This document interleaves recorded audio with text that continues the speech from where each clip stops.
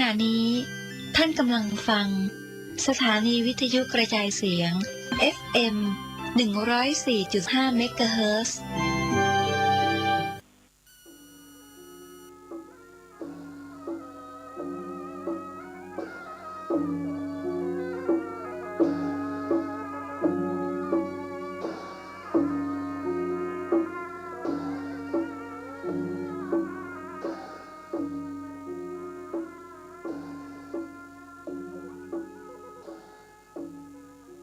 ขอความเจริญในธรรมและความผาสุกทางใจจงได้บังเกิดมีกับพ่อแม่พี่น้องท่านสาธุชนคนดีผู้เจริญในศีลในธรรมทุกท่านพร้อมกันนี้ขอยกมือ10 นิ้วกราบอาราธนาเอาคุณพระแก้วเจ้าทั้ง3บุญศีลบุญทานที่ได้กระทำบำเพ็ญมาเสื้อวัดเสื้อวาเสื้อบ้านเสื้อเมืองพระสยามเทวาธิราชสิ่งศักดิ์สิทธิ์ทั้งหลายอันมีพระบรมธาตุเจ้าโดยสุเทพครูบาเจ้าศรีวิจัยพระธาตุเจ้าจอมตองพระธาตุเจ้าหริพุนชัยพระพุทธรูปเจ้าตาเขียวและที่อื่นๆได้มาปกปักรักษาพ่อแม่พี่น้องลูกหลานเหลนผู้รับฟังรายการนี้ทุกท่านขอให้ทุกท่านมีความสุขกายสุขใจสุขกายนั้นปราศจากโรคภัยไข้เจ็บอันร้ายแรงสุขใจนั้นขอให้ปราศจากความโลภความโกรธความหลงความอิจฉาตาร้อนซึ่งกันและกันขอความสุขอันสมบูรณ์นี้จงบังเกิดมีกับท่านทั้งหลายคู่คนคู่วันเวลานานแสนนานได้เทินวันนี้ได้มีโอกาสมาพบพี่น้องวงศาคณาญาติออกอากาศสดเช่นเคยเพราะว่าเป็นหน้าที่ที่เราจะต้องเอาศีลธรรมกรรมฐานมาประกาศให้ท่านสาธุชนคนดีทั้งหลายได้รู้ว่าคนเฮานี้นอกจากเป็นสัตว์ที่ประเสริฐแล้วยังเป็นผู้ที่จะต้องมีคุณธรรมจึงประเสริฐถ้าหากว่าบ่มีคุณธรรมจะเรียกว่าผู้ประเสริฐนั้นยังบ่ได้เตื้ออันยังประเสริฐคือจิตคือใจคนประเสริฐคำว่าประเสริฐนี้ก็เป็นที่รู้กันทั่วๆไปแล้วว่ามันดีกว่าเหมาะกว่างามกว่าเลอเลิศกว่าจึงได้เอาสิ่งที่เป็นเลอเลิศเนี่ยเอามาให้ท่านทั้งหลายฟังกูเจ้าเพื่อจะได้เป็นสัตว์ที่ประเสริฐโดยใจประเสริฐเป็นบุคคลที่ไว้วางใจกันได้บ่มีกินแหนงแข้งใจกันบางทีหน้าตาเป็นคนแต่ใจบ่ประเสริฐเมื่อบ่กี่วันมานี้ลงหนังสือพิมพ์ลงทีวีนักแสดงไปได้คนต่างชาติบ้านไกลเรือนเคียงเนี่ยมาทำงานเอามาทำงานจ้อยที่บ้านวางอกวางใจไว้ให้เฝ้าบ้านเขาบอกว่าเขาบ่มีงานทำอยากจะได้เงินได้ทองไปช่วยพ่อช่วยแม่ก็เลยชวนมาทำงานที่บ้านบ่ถึง7 วันสักกรรมชวนเอาเพื่อนเอาฝูงมาตอนที่เจ้าของบ้านไปอยู่มาขนเอาไปหมดเป็นเพชรเป็นพลอยเป็นของใจไม้สอยของดีของงามต้องสูญเสียไปอย่างสะสมมาเจนใดเจนเบาแล้วอันนี้ฮ้องกันว่าเป็นสัตว์ที่ยังบ่ประเสริฐเตื้อเพิ่นเลี้ยงดูพอกกวยจัดดีต่อไปนี้จะได้ปลาพ่อแม่พี่น้องลูกหลานเหลนทั้งหลายไว้พระเจ้าให้เป็นสิริมงคลก่อนเด้อว่าตัวตุลุงแถมน้อยเขาก็จะได้คนเดียวบางคนก็ได้ไปแล้วอาลังหังสัมมาสัมพุทโธภควาพุทธังภควันตังอภิวาเทมิสวากขาโตภควตาธัมโม มมังนามัสสามิสุปฏิปันโนภควโตสาวกสังโฆ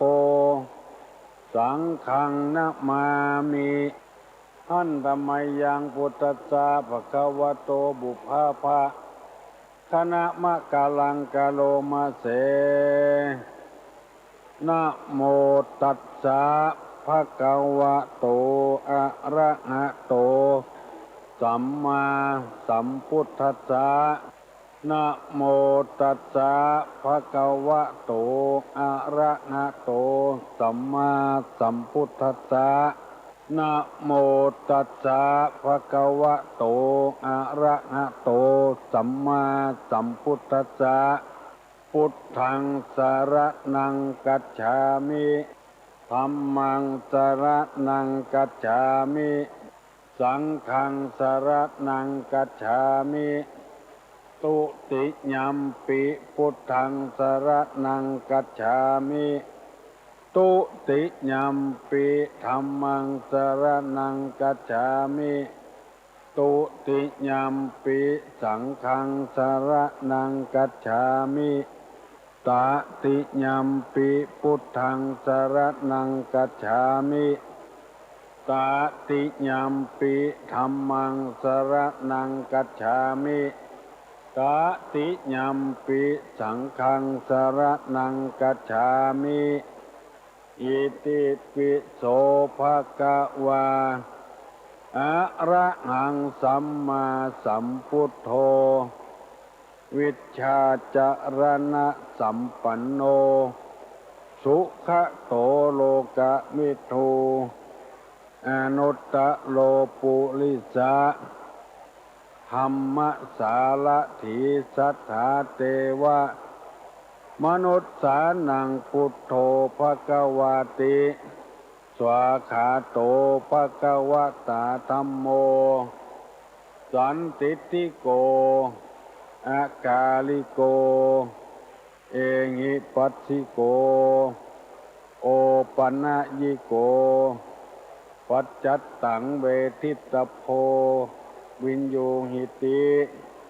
สุปฏิปันโนภควโตสาวกสังโฆอุจุปฏิปันโนภควโต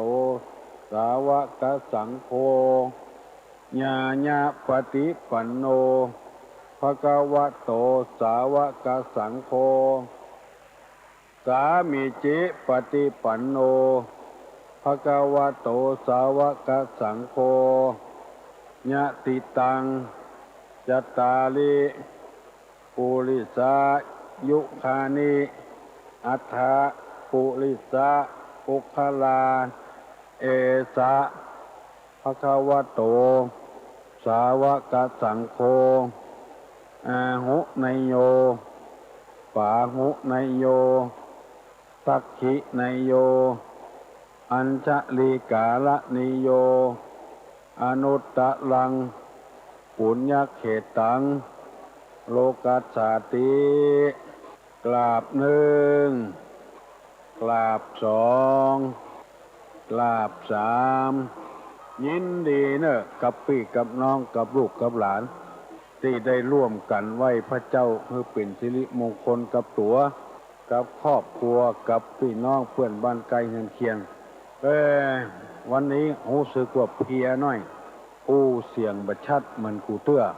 แต่ก็ฟังได้อยู่จะได้นำเอาสุภาษิตโบราณเพิ่นว่าไว้มาเสนอให้พี่น้องทั้งหลายฟังกรรมสุภาษิตเพิ่นกล่าวว่าใครหันคนดีเพื่อพอที่การกระทำใครหันผู้นำเพื่อพอที่การเสียสละอันนี้เป็นสุภาษิตนักปราชญ์บัณฑิตเพิ่นกล่าวไว้ใครหันคนดีเพื่อพอที่การกระทำคือทำอันใดบ่ผิดบ่พลาดตั้งใจทำแต่บ่ต้องระแวงสงสัยทำอันใดไปก็เป็นประโยชน์กับส่วนรวมกับสังคมใครหันคนผู้นำคือพอที่เสียสละเสียเล็กเสียน้อยยอมเสียเพื่อส่วนรวม เพื่อหมู่เพื่อคณะเพื่อบ้านเพื่อจองเพื่อวัดเพื่อวาถ้าเฮาไปพอแล้วเฮาจะรู้ว่าคนเนี้ยพอจะเป็นผู้นำของบ้านของเมืองได้คือพอที่หั่นเมื่อตะวานี้ตุลุงได้นำเอาคำว่าคนที่ด้อยและตกต่ำคือเป็นคนที่ประกอบด้วยหนึ่งชอบเล่นการพนันสองชอบดื่มสุราสามคบหาภรรยาคนอื่นสี่คบคนชั่วเป็นมิตรห้าไม่คบหาคนดีอันนี้แปลว่าคนนั้นถ้ามีนิสัยเป็นอย่างอี้โง่หัวบ่ขึ้นละตกต่ำไปมีคนดูแควนวันนี้มีกรรมเสนอแถมพี่น้องทั้งหลายฟังว่าด้วยคนที่มักก่อหนี้ก่อสินเป็นหนี้เปิ้นว่าเถอะจะมีลักษณะ5อย่างบุคคลที่ชอบเป็นหนี้1ชอบดื่มน้ำเมา2บ่มีทรัพย์สมบัติเป็นคนจน3คนที่บ่มีงานทำ4คนขี้เมา5คนบ่มีลักทรัพย์5อย่างเนี้ยจะทำมือคนนั้นมักเป็นก่อหนี้ก่อสินเปิ้นคือว่าชอบดื่มน้ำเมาคนจนทรัพย์คนไม่มีงานทำคนขี้เมาคนไม่มีหลักทรัพย์ดื่มน้ำเมากับคนขี้เมานี่บ่เหมือนกันนะบ่เหมือนกันดื่มน้ำเมานี่ไปทำอย่างคนขี้เมาไปทำอย่างคนจนทรัพย์คนไม่มีงานทำคนขี้เมาคนไม่มีหลักทรัพย์5อย่างเนี้ยถ้ามีกับไผ่คนใดคนหนึ่งพยายามหลีกเลี่ยงถ้าหลีกเลี่ยงมาได้จะต้องเป็นหนี้เป็นสินเบิ้นเหมือนหอยติดเข็ดเอาตังหนึ่งมาใส่ตังหนึ่งเอาตังหนึ่งมาใส่ตังหนึ่งมามีโอกาสที่จะเจริญรุ่งเรืองจมอยู่ไปติ๊กๆเหมือนกับมหินจมอยู่ในน้ำมหินจมอยู่ในน้ำนี่จักทำความอากูลแก่ตนทันทีค้างตัวลงจะขอโอกาสอธิบายให้พี่น้องทั้งหลายฟังน้ำเมาเป็นน้ำที่ดื่มเข้าไปแล้วมันจะขาดปฏิบัติธรรมอยู่ในป่าเหมือนจะออกป่ามาเตื้องเข่งคัดจนได้ฌานไปไหนมาไหนเหาะเหินเดินอากาศได้แล้วในป่านั้นก็มีพรานไปเสาะล่าเนื้อเสาะสัตว์เสาะเห็ดเสาะห่านเอามากินเป็นประจำวันหนึ่งนายพรานไปได้ยินนกเดือดกันเจ้าเจ้าเหมือนกับมีงานมีการหนึ่งเลยไปย่องส่องพอเป็นว่านกบูนั้นไปกินน้ำในพงไม้กินแล้วก็เมาขึ้นนายพรานก็เลยตักมาจิ้มพอปรากฏว่าเป็นน้ำเมาเนี่ยม่วนเตียวไปเตียวมามึงมั่งใจกล้าหน้าด้านด่าพ่อได้ด่าแม่ได้ไปลักไปจกของเปิ้นได้บุบได้ตีได้ก็ไปกินถึงวันแถมวันหนึ่งก็กึดเติงพ่อฤาษีที่อยู่ในป่าตัดไม้แปลงบอกตักน้ำที่อยู่ในโพรงไม้เอาไปถวายพระฤาษีก็บ่เคยดื่มกำเตื้อลองไปปรากฏว่ากินแล้วม่วนใจเข้าจำเมื่อนายพานเอามือกินติ๊กเมินไปสติบ่มีในตัวละฌานที่เคยได้รุดไปหมดฌานไปที่ไหนบ่ได้ละก็เลยเป็นพระฤาษีขี้เหล้าไปหมู่เนี้ยยิ่งเป็นคนธรรมดาเฮามักจะก่อหนี้ก่อสินไว้แปะไว้ก่อนทีหลังเมื่อลูนมาเปิ้นมาถามเข้าก็โคตรเปิ้นกินแล้วลืมเมื่ออยากอันนี้ข้อหนึ่งละชอบดื่มน้ำเมา2คนบ่มีสตางค์ชอบเป็นหนี้เปิ้น คนจนนี่คือคนบ่มีสตางค์จนด้วยทรัพย์ภายในคือสติปัญญาทั้งที่บ่ฮู้ว่าจะเอาเงินที่ไหนมาใช้เพิ่นเพราะเป็นคนจนก็เลยไปยืมของเพิ่นส่วนมากจะต้องเป็นหนี้เป็นสินเมื่อร่ำรวยนี่บ่ได้เป็นหนี้เป็นสินไผพอจนขึ้นมาแล้วก็เคยได้อยู่ได้กินดีไปยืมเพิ่นคนจนทรัพย์3คนบ่มีงานทำเนี่ยเวียกเนี่ยการบ่มีเนี่ยบ่กะมีการเนี่ยงานมีเปลือบ่เตอบ่ทำเพิ่นรับจ้างรับแจ้งเพิ่นอยู่กันเมื่อบ่กี่วันนี้มีลูกศิษย์พาคนต่างชาติเลยเขาเอามาทำงานที่บ้านปามาโตยกุเตื้อบ่หันซะเตื้อเลยถามว่านี่เป็นไผลูกศิษย์บอกว่าอันนี้เป็นคนทำงานในบ้านเป็นคนต่างประเทศวันหนึ่งบ่กี่สตางค์ประมาณสัก100 กว่าบาท2 คนพี่น้องมีเงินส่งไปคือพ่อคือแม่แปลงเฮือนที่เมืองนอกลองคิดใจพอเถอะคนที่มีงานทำนั้นจะบ่เป็นหนี้เป็นสินไผคือว่าเอาเงินที่งานทำนะมาจ่ายถ้าหากว่าบ่มีงานทำแล้วบ่ฮู้จะเอาหยังมาจ่ายคนที่มีงานทำ4 คนขี้เมาอันนี้ก็ตกอยู่ในภาวะที่จังเป็นหนี้เปิ้นขี้เมานี่ก็ตั้งแต่สุราเป็นต้นและเมาอย่างอื่นแถมหลงงมงายหลงมัวเมาและ5 คนไม่มีหลักทรัพย์บ่มีอย่างเป็นหลักทรัพย์ก็จะเป็นหนี้เปิ้นคนอื่นตึงวันนี้จะหันว่ากองทุนหมู่บ้านคนใดก็ไปยืมเพราะว่าจะตกภาวะอยู่อย่างเนี้ยเป็นคนชอบดื่มน้ำเมาป้องจนทรัพย์ป้องมีงานทำป้องเป็นคนที่เมาป้องบ่มีหลักทรัพย์มาอย่างของตัวเองป้องย่อมจะไปยืมเงินกองทุนกลางบ้านคนที่เปิ้นบ่มีอย่างอี้เปิ้นบ่ไปเปิ้นมีเงินเปิ้นมีการงานทำในสุภาพุทธประสิทธิ์กล่าวว่าอินาทานังทุกขังโลเกแปลว่าการเป็นหนี้นะเป็นทุกข์ในโลกบางคนนี่บ่มีสติปัญญาหยังชอบเป็นหนี้เป็นสินอยู่เรื่อยๆก็คือพยายามหลีกเลี่ยงสิ่งเหล่านี้คนใดให้เจริญรุ่งเรืองใครให้เจริญรุ่งเรืองมันจะเข้มข้นไปถึงวันกรรมหมู่ที่ตุลุงนำมาเสนอนี่เพื่อให้พี่น้องทั้งหลายได้ฮู้ว่าพระพุทธศาสนาเนี่ยมีคำสอนเจ๊อย่างที่เฮาหันเนี่ยอย่างที่เฮาได้ยินเนี่ยบ่ใจว่ามีกระทำมหาวิบากมไรโพธิมรนิพพานปารมีอย่างเดียวมีธรรมกว้างขวางมากตุลุงหันว่ามันดีมันงามจึงนำมาเสนอกูเจ้าให้พี่น้องทั้งหลายได้ฟังพยายามหางานทำเพื่อเป็นหลักเป็นแหล่งพยายามหลีกเลี่ยงจากการดื่มน้ำเมาพยายามมีเงินมีทอง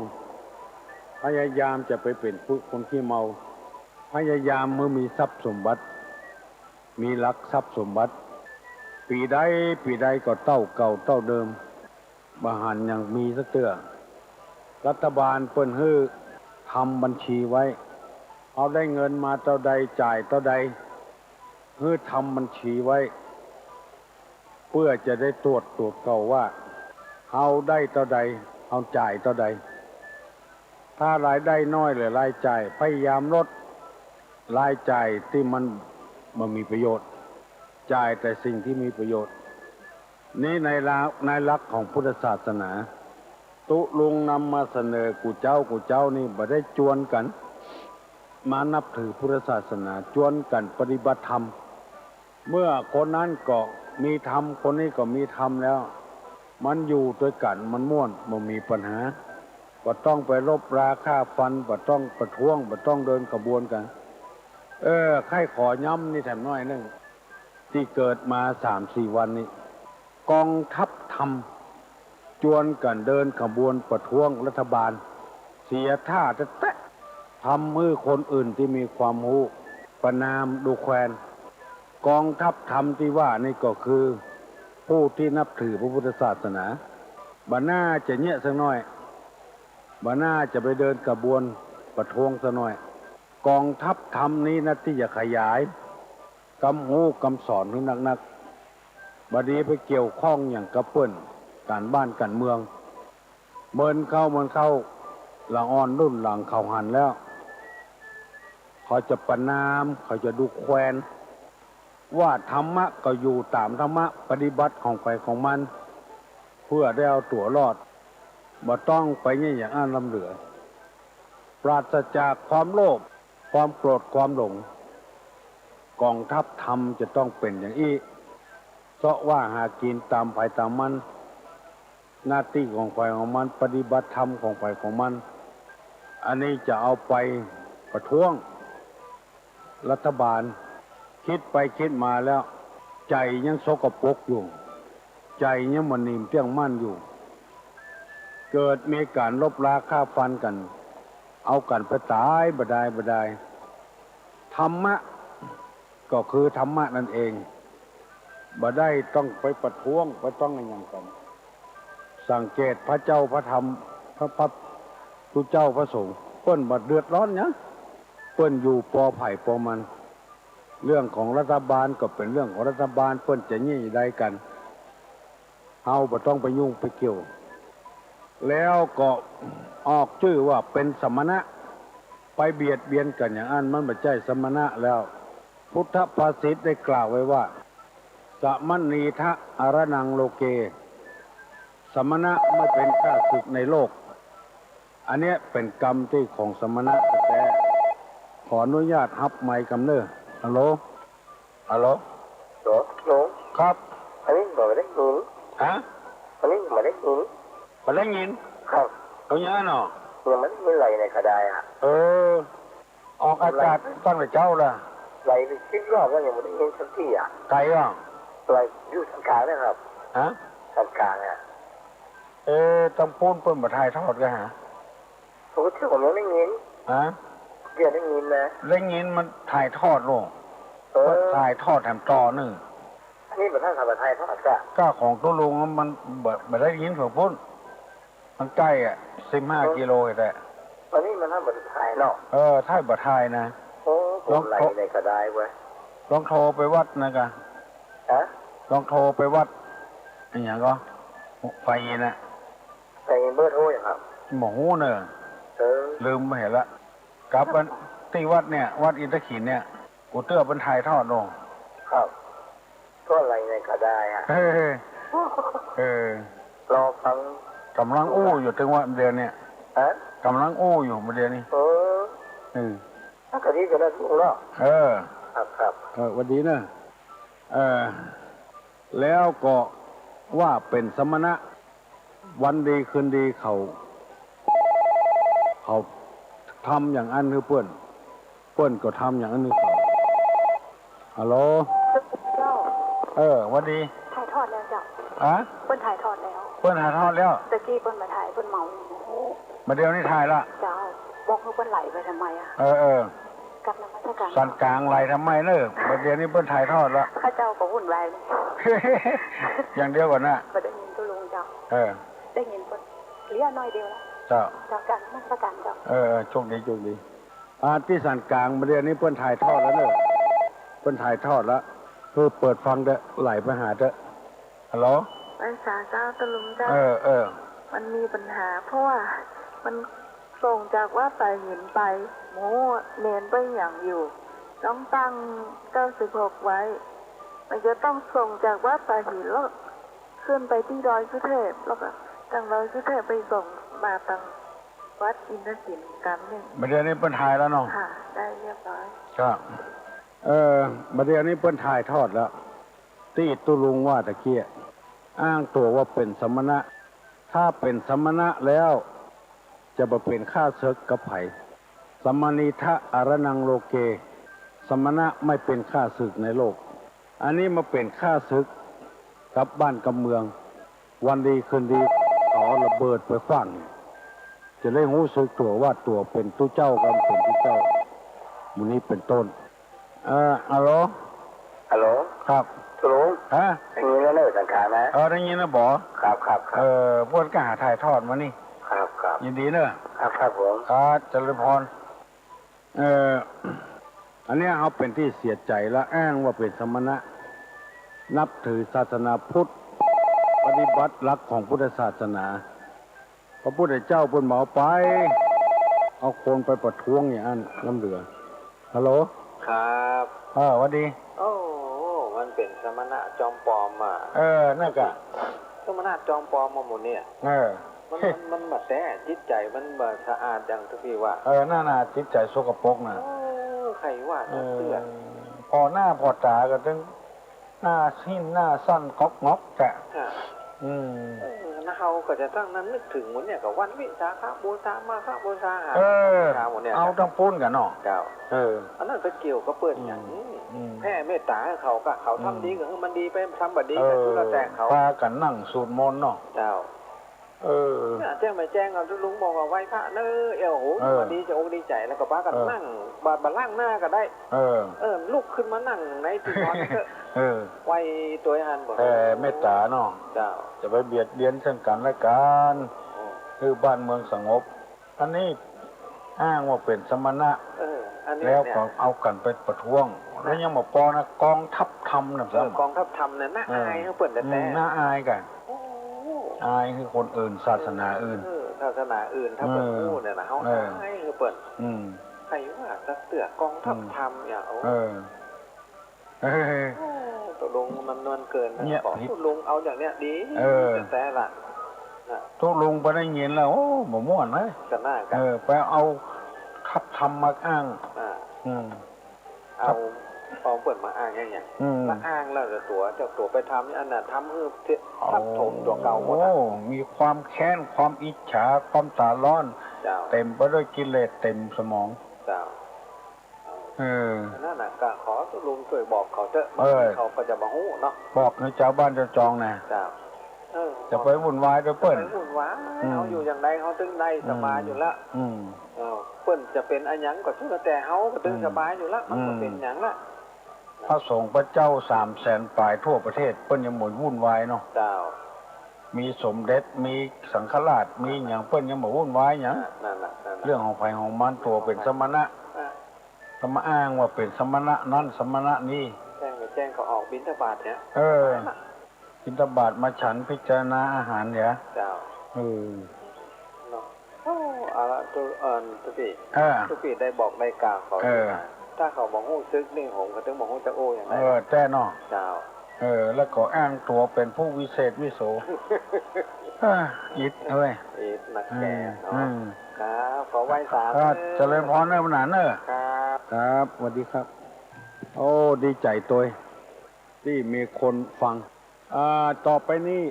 มัน6 โมงเกินป่ายละตุลุงจะได้ถามเนอะถามกำที่ว่าคนที่มาก่อนนี่เนี่ย5 จำพวกมีคนจะได้พ่องไผ่ได้ต้องตอบตุลุงมาหรอเป็นคนจะได้พ่องฮัลโหลกราบนมัสการครับที่ไหนฮะวิเวกครับผมวิเวกครับได้กูข้อเนาะครับผมคนชอบดื่มน้ำเมาไม่นะ2คนบ่มีทรัพย์สมบัติคนจนครับ3คนที่มันมีงานทำ4คนขี้เมาคนที่บ่มีลักทรัพย์มีลักทรัพย์จำไว้เนอะครับผมก่อน5 อย่างไม่มีถึงเอาเป็นนี่เป็นสินเป็นแน่นอนฟังน้องเจ้าได้ไหมพระเจ้าครับตุลุงครับยิดโชคดีนะครับผมครับสวัสดีครับโอ้ยินดีกับผู้คนกุคนนะที่สนับสนุน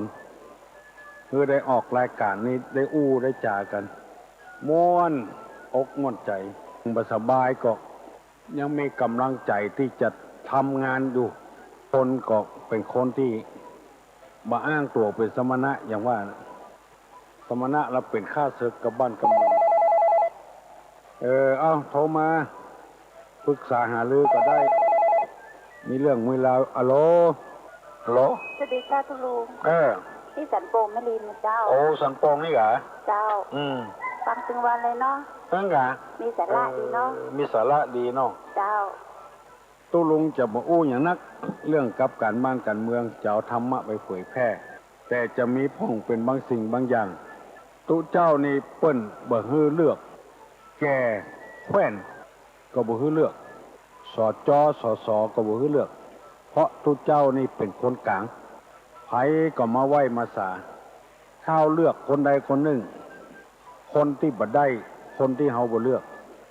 จะแค้นใจอย่างที่เขาว่าตะเกียเป็นผู้แทนบ่ได้เป็นโดยเปิ้นบ่ได้เป็นรัฐบาลโดยเปิ้นก็แค้นใจอีเปิ้นจนยุบสภาหมู่นี้เป็นต้นคนมีกิเลสฮัลโหลครับตลุงครับแม่ล่ะโทรมาจากร้องก่อเข้าครับโอ้ร้องกองเข้าบุญหมู่ที่2ครับสังกะแปงเนาะครับอารามใหม่ครับอารามใหม่กะครับเป็นตู้เจ้าเป็นโคม่านตั้งถึงวันนะครับโอ้อันแก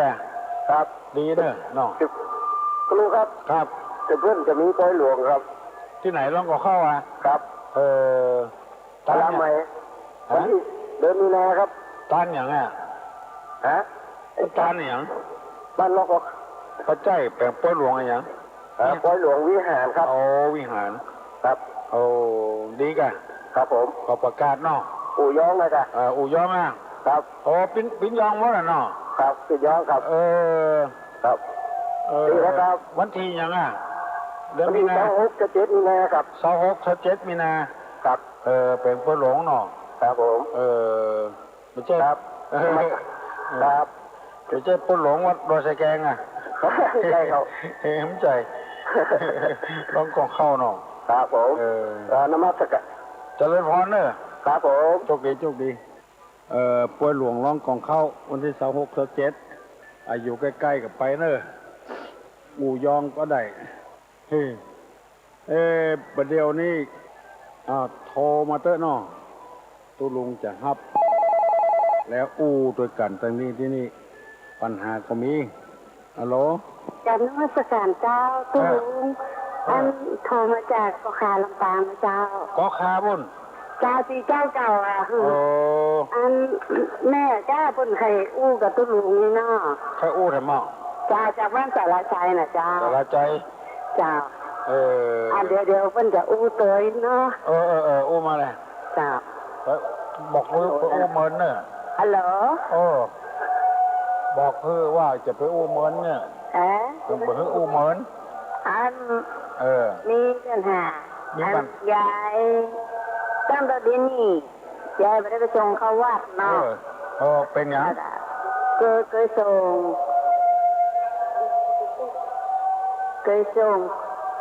งเข้าเพิ่นส่งเข้าทุกวันแต่เพิ่นออกจากวัดไปแล้วยายก็เลยไม่ได้ไปแต่ประเดี๋ยวแล้วจะเป็นบาปก็ใครออกวัดไปกดออกจากวัดไปจะย้ายกับเลยไม่ได้ส่งก็เป็นบาปไม่เป็นเนาะจะเป็นบาปก็เป็นไม่ได้ไปส่งเข้าย้ายก็เริ่มได้ไปส่งต้นออกวัดไปแล้วมีแล้วแต่คนมาอยู่มาใจเคยไปส่งบ่เป็นบาปไปกรรมอย่างเนอะเจ้าปกตินี่ตู้เจ้าเป็นไปบิณฑบาตเนาะเจ้ามาบิณฑบาตขำบ้านขำจองนะถูกต้องแล้วเจ้าเป็นหน้าที่ของตู้เจ้าเที่ยวบิณฑบาตนุ่งห่มผ้าบางสกุลอยู่คนไม้ฉันยาดองเลยมูดเน่าเป็นหน้าที่ของตู้เจ้าประจำเป็นต้องไปส่งเขาละนอกจากไปตานกันเข้ามือป่อของแม่กาจากนั้นยายจะเป็นโยมก็ทำเพิ่นนี้เนาะไปส่งทุกวันมันออกไปก็เลยไปส่งเลยบอกเขาวัดเนี่ยเป็นยังเพิ่นอย่ามาบินลำบากคนเดียวเพิ่นมาคุ้มเข้าคนเดียวเพิ่นอยู่กอคาเนาะกอคาตำบลสลาบ้านสลาใจบ้านสลาใจก่อนตู้ลุงเคยไปหรือเนาะตู้ลุงเคยมาล่ะเคยไปเตะอ่ะแต่มาเตะล่ะ แต่อย่ารุ่น สาราดอนสาราใจเดียวมาได้เลยไม่เดียวมาได้กว่าโอ้ไปหมดได้แล้วเว้ย ไปหมดได้ก็เลยโอ้ในวัดนี่ออกไปอ่ะมันแบบการนะมันใจถึงนะตุลุงอายุจะเท่าไหร่72ละ72ละอ๋อแก่เท่าแล้วเนาะแก่แล้วออกทุนซ้ำอายุมันเอาถึง108หน่อยเจ้าโอ้ตั้งแถวกันเนาะเอา108เจ้าเข้าแก่แล้วดักเหี้ยวหมาเนาะสุขภาพแข็งแรงดีก็ยินดีเนอะก็ว่าประกันยินดีเนอะที่โทรมาหาตุลุงเอาเกาะคาลำปางพุ่นก่อนยินดีกับพี่กับน้องกูคนเนอะดีละโทรมาหากันเนี่ยดีละฮัลโหลกราบนมัสการครับครับขอเมตตาท่านผู้ฟังรายการของตุลุงหลวงพ่อพยายามแสดงความเห็นเรื่องการเมืองนะครับเพราะมันจะกระทบกระเทือนรายการและกระทบกระเทือนกับตัวของหลวงพ่อนะครับแม่น่ะขอบคุณครับยินดีนะที่ไหนอ่ะครับบ้านศาลาเนี่ยครับบ้านศาลานี่เนาะครับบ้านศาลาออกความหันว่าขอให้คนโทรมาจะไปอู้เรื่องการว่านการเมืองมันจะกระทบกระเทือนตุลุงฮัลโหลเจ้าตุลุงเจ้าตุลุงเจ้าหลายวันนำได้โทรหาตุลุงนะประจานเปิ้นตุลุงเมาไปที่ไหนเจ้าเมาไปอุ่นแกงกระด้างอ่ะเจ้าวันนี้ตุลุงมาก่อนเจ้าวันนี้เจ้าวันนี้ผมไปวันนี้ผมไปอ่ะมาที่ผมมาเนาะมันพูกไปบวชเจ้าวันนั้นน่ะก็ไปอ่ะวันใดเจ้าว่าตกวันซื้อน่ะกะจ้าตุลุงมาวันนี้อย่างเจ้าสวดมนต์อ่ะวันที่23อ่ะเพราะอย่างหันตุลุงอ่ะโอ้โหเนอะเจ้าคนมันนักหรอวันนั้นนะเจ้าเป็นสมโพธิเมื่อคืนเราเมื่อเจ้าเป็นสวดมนต์อ่ะตุลุงก็ไปแต่วันนั้นอ่ะไปกันเจ้าวันนั้นก็เจ้ากับบวชนะตุลุงเจ้าแต่มาหันตุลุงเขาไล่ลืมบรรยากาศตุลุงอ่ะบวชพระขาวอ่ะเจ้ามีในวัดมีหันจะหลายโลไปพ่องหมูเจ้าต้องพระนอนก็มีเจ้าเป็นไปหาเจ้าเป็นฟังรายการตุลุงอ่ะเจ้าอันนี้ก็โหรายการตุลุงคนฟังหลายมันตุลุงล่ะโอ้คนฟังหลายฟังไก่ด้วยนะเจ้าหมูใกล้ๆแบบไข่ตันเขาหรอเจ้าแต่ว่าต้องฟังนะตุลุงแต่อันบัดตานเปิ่นเพราะเป็นอู้หลายคนตุลุงน่ะอู้หลายคนหมดเวลาตุลุงกับพวกยังโทรหาอยู่น่ะบ้านจบแล้วก็เอาอันเทศตุลุงออกเนอะนั่นไงตุลุงเทศหมดแล้วอ่ะเจ้าเทศพระจำเมินนะตุลุงเมินแล้วเจ้ามันหนุ่มแล้วหรอแล้วเสียงชัดแจ๋วหรอเจ้าเสียงชัดแจ๋วนี่ดีใจตัวตุลุงเด้อเนอะคนฟังหลายเนาะเจ้ายินดีเนอะเจ้า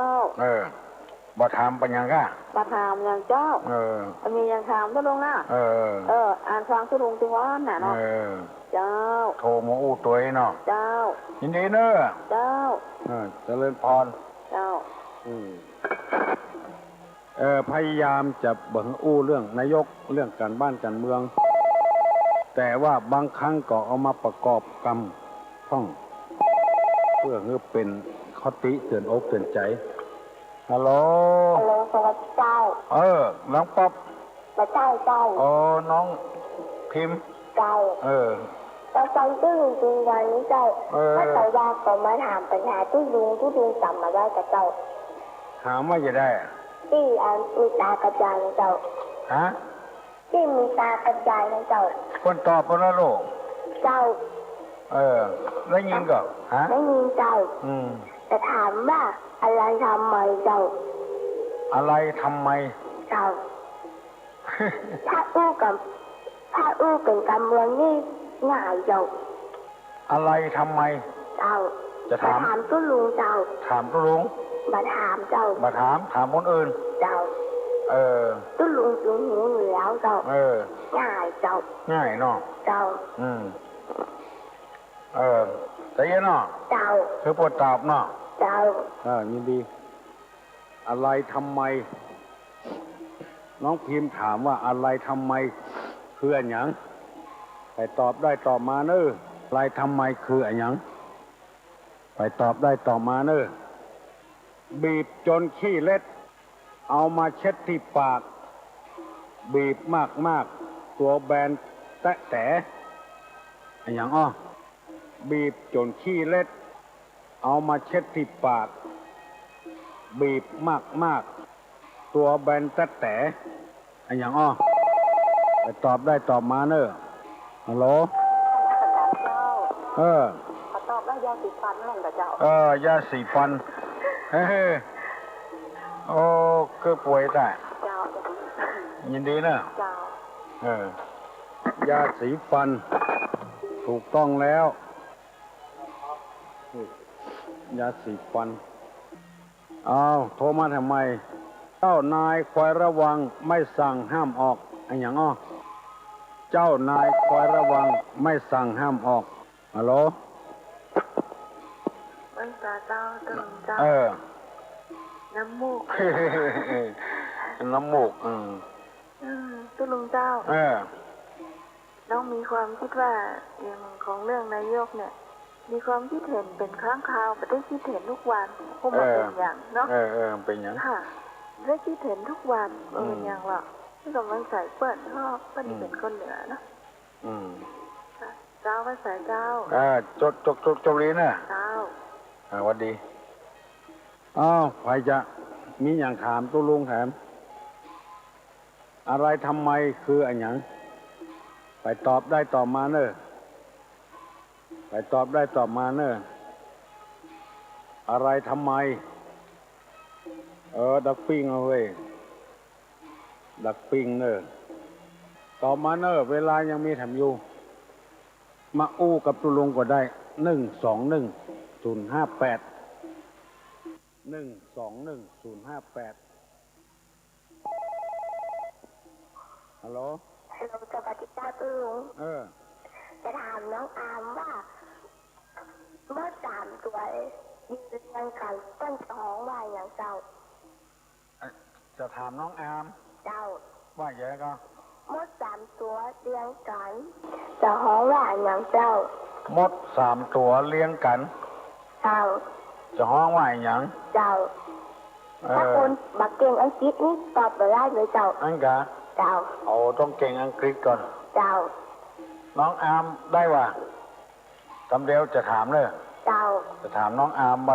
ตอบได้ว่าเจ้ามด3 ตัวเรียงกันจะฮ้องว่าอย่างเจ้ายินดีเนอะเจ้าน้องอามตอบได้ว่าตอบได้ตอบมาลองตอบมาเนอะอู้กันไปอู้กันมามันม่วนการบ้านการเมืองนี่ม่วนฮัลโหลตุลุงนะตุลุงอันนี้จำผมได้ว่าผมเป็นเครื่องนะเครื่องดิจิข่าวนะอยู่ที่มาฮอดบอกข้อแล้วยินชาติก่อนชาติกันนะแบบพอชาติแต่นะแต่ตุลุงผมก็ถามปัญหาสัก2 ข้อได้ถามปัญหา2 ข้อสั้นๆก็ได้แล้วที่ว่ายังผมฟังทุกวันนี่นะที่ผมก็ทำมาก็ดีอย่างก็ดีก็ผมอู้พ่อแม่นี่ได้เลยครับพ่อแม่ยาวไม่ใช่อธิบายกับพ่อแม่ว่าปฏิบัติจะอ่านอยู่ที่มันจะผิดหรอครับบ่ผิดหรอกมากะพ่อแม่นะสั่งห่างว่าเรื่องธรรมะนี่กับพ่อกับแม่นี่กับพ่อกับแม่ดีกะมันบ่ผิดนะเนาะซ้ำดีกะเพิ่นจะได้รู้สึกตัวบางทีนี่พ่อแม่มันไม่ใช่ว่าไอ้คนสมัยก่อนเพิ่นมาได้อันนี้น้องก็ได้เข้าใจในหลักการแท้แล้วอธิบายว่านี่บ่ผิดนะบ่ผิดท่อซ้ำดีกะอย่างนั้นจะมาตรการเนื้อขานข้อเดียวขามข้อเดียวสอนตุลุงทุกวันก็ลูกก็เนี่ยตอนที่ฟังตุลุงนี่จ่ายชื่นจ่ายบานขึ้นมานะครอบครัวก็ยังมีความสุขเนาะครับพากันฟังได้เนอะ ฟังฟรีลูกว่าต้องไปเสียเงินเสียทองอย่างแล้วก็กินข้าวไงล่ะก็กินด้วยโอ้แกงอย่างฮะวันนี้ฮะถูกด้วยแกงผักกาดเดี๋ยวก็เนาะก็ลูกก็เอฟังกุโคนก็หลานเตดีละยินดีเนอะวันดีโอ้ฟังกันแต่ละก็เสียมือห่อพูดไปใครตอบได้พ้องปัญหาของน้องปัญหาน้องพิมพ์ถามว่าอะไรทำไมคืออะไรอย่างแล้วก็มด3 ตัวเลี้ยงกันคืออะไรถ้าตอบได้นะเอาโอเคเอาใจกันเดี๋ยวก็จะ7 โมงละฮัลโหลขอนมัสการเจ้าน้องเจ้าน้องป๊อบน้องเจ้าตอบแล้วเดี๋ยวกันนะเจ้าปิดทีวีปิดวิทยุอ้าวโอ้ได้ละขอตอบเจ้าตอบว่าไงติโม3 ตัวให้N เจ้าฮะมันพูดว่า N เจ้ามันเรียงกันเจ้า M N เจ้าN เจ้าถูกว่าเนาะเจ้าตุลุงเจ้าคนที่ซื้อจากพระต้นหอมว่าอย่างกับเจ้าเน้นที่ซื้อจากพระคนที่ซื้อจากพระต้นหอมว่าเจ้าถ้าเป็นเน้นในห้องมันน้อยถ้าเป็นตุ้เจ้าห้องมันหนานถ้าเป็นคนไทยห้องวัดทิศถ้าเป็นคนไทยห้องวัดทิศได้ยินก่อเจ้าทิศนี่แปลว่าบัณฑิตอ่ะทิศอ่ะตัวทอผู้เฒ่าใช่ไหมทอมณฑอ่ะบัณฑิตมาบวชแล้วได้เรียนแล้วออกไปเป็นบัณฑิตสั่งสอนคนได้เป็นห้องวัดทิศส่วนมากนี่แก่บ้านกำนันนี่เพิ่นจะเอาน้อยเอานานเป็นแก่เพราะว่าได้ศึกษาเราเรียนธรรมะธรรมโมมาบ่ช่อบ่โกงเจ้าบ้านเจ้าจองเลยหรอกลองสังเกตพอที่เพิ่นเอาเป็นแก่เป็นแคว้นนะเป็นบัณฑิตแล้วเป็นทิศได้อย่างไรเตะยะเจ้าฮะเตะยะเนาะเจ้ายินดีนะเจ้าน้องป๊อบเนาะน้องป๊อบกำเดียวจะ7 โมงแล้วจะถามบัดตันได้ถามเบิดโทรมาอู้ให้ก่อนฮัลโหลสบายดีเจ้าถูกแล้วเจ้าอีกอย่างก็ที่ว่าN là đâu N à đâu mốt à đâu ถูกต้องเนาะđâu อันนั้นอะไรทำไมนั่นเนาะแต่เลยเจ้าเล็กเจ้าฮะเล็กเจ้าเล็กเจ้ามันเป็นยังยังแต่งไม้เจ้าเอาอะไรมาทำไมเจ้าเอาเล็ก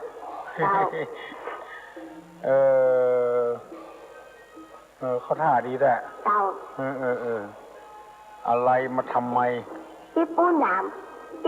าวกว่าเจ้าตุ้ลุงโอ้มันหนาวแล้วเว้ยที่นี่หนาวแล้วหนาวอยู่เจ้าโอ้เมื่อตอนก็ฮ้อนค่ะเจ้าฮ้อนเหมือนกันหมดอ่ะอยู่สุขสบายกว่าคนเนาะเจ้ายินดีนะน้องบิน้องทีมเจ้าทีมเจ้าน้องทีมบัดเดียวนี้มัน7 โมงแล้วเหรอจะได้ถ่ายทอดเอาองค์ใจกันอัลโหลสวัสดีครับโอ้น้องอามเหรอครับขอท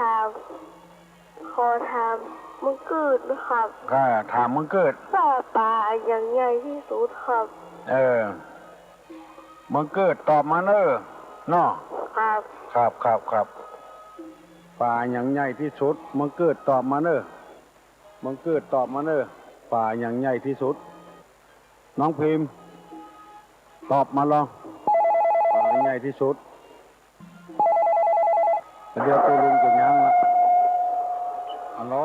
ฮัลโหลสวัสดีเจ้าคุณลุง เจ้า อันนี้ข้าเจ้ามาจากเมืองฝางนะเจ้าพอดีมาเชียงใหม่เจ้า งั้นกะ เจ้า แต่เดี๋ยวได้ยินถึงฟัง คุณลุงได้ยินทราบเหรอเจ้า ได้ยินกะ เจ้าจะจะเอาใจเชื่อนายกนะเจ้า ขอเลือกตั้งคำขอให้นายกได้เปลี่ยนนะเจ้า มันแน่นอนนะ เจ้า ที่จะเลือกตั้งกรรม จะขอให้คุณลุงอายุมั่นขวัญยืนหมื่นปีนะเจ้า เจ้า เจ้า อยู่บ้านอย่างเมืองฝาง อยู่เมืองฝางอยู่ไม่ขาดงพลานเจ้า ไม่คิดไม่คา เจ้าคุณลุงอยู่บ้านไหนเจ้า อยู่แม่ริมเลยกะ เจ้าคุณลุงจะไปเมืองฝางกับเจ้า เคยไปกะ ไปบ้านอย่างเจ้า ไปเกือบปุตี้กะแต่ไม่คิดไม่คาไปหมดอ่ะ เจ้า ตรงปะลัน อยู่ ก็ไป วัดดงปะลันเจ้าเจ้าสวัสดีเจ้า ไปถามว่าตู้ลุงทองไม่ริมเลยนะ ตู้ลุงทองกับเจ้า ตู้ลุงทองไม่ริม เจ้าสวัสดีเจ้า จ้าสวัสดีมัน7 โมงแล้วเนาะตู้ลุงจะย่างเหี่ยก่อนเนอะขอให้มีความสุขความเจริญกูคู่กูคนเนอะเอาใจกันเอาใจกัน ฮัลโหลสวัสดีเจ้าตู้ลุง แต่ ตอบที่น้องอามกู้หรือกี้เจ้ามันมี2 กรรมเหมือนแน่ใจเจ้าก็ว่าป่าวานกับป่าโลมาเจ้า ป่าวานกับป่าโลมาเนาะ เจ้า ป่าใหญ่ๆที่สุดอ่ะ เจ้า กันเดียวจะให้น้องอามตอบมาเนาะ เจ้า วัสดีขอให้อยู่ดีมีสุขอายุมั่นขวัญเงินเหมือนกันกุคนเนอสัพปีติโยวัชันตุสัพพะโรโควินัสสตุมาเตภวะตวนตรายโยสุขีทีคายุโกภวะอภิวา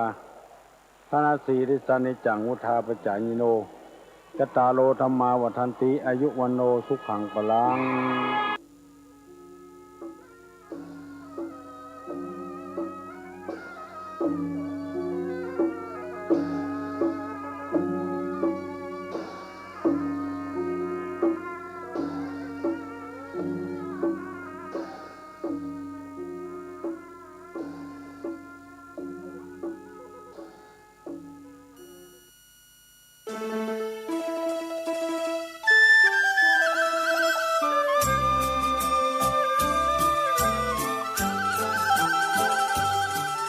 พิธีบำเพ็ญกุศลออกเมรุพระราชทานเพลิงศพพระครูสิริวิชยางกูลพระมหาจรูนสุกิตโตณเมรุชั่วคราววัดบ้านแพะตำบลบ้านเป้าอำเภอแม่แตงจังหวัดเชียงใหม่